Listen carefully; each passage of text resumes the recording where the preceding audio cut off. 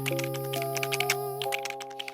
kamu, kebahagiaannya aku, tempat ternyaman di hidupku. Hi guys, welcome back to my YouTube channel. Kali ni Atin nak masak sotong kembang masak sambal. Okay, ni adalah bahan-bahan dia. First kita akan tumis.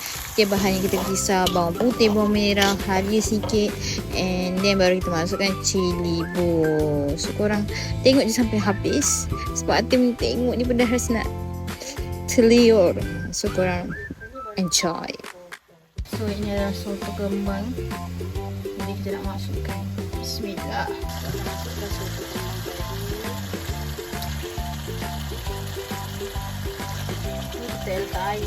Nanti soto ni dia turun air. Bismillahirrahmanirrahim. Oh, saya rasa dia ramai. Mana kasi dia ramai. Bismillahirrahmanirrahim. Saya berbasmihi. Saya berbasmihi.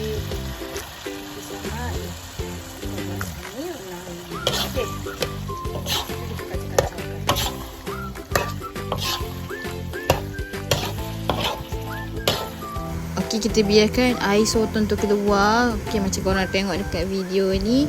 And kalau ada macam tawar ke, korang letak perisa garam ke kan. Tunggulah sampai sotong ni masak. Tapi jangan terlalu masak sangat sebab takut nanti sotong ni jadi liat. Okay, inilah hasilnya. So kita biarkan sampai dia masak dengan sempurna. Okay, kalau korang nak sedap lagi, tambahlah tomato time korang blend cili tu. So nak sedap lagi, korang letak bawang holeh. So itu saja video kali ni. Jumpa lagi. Bye bye.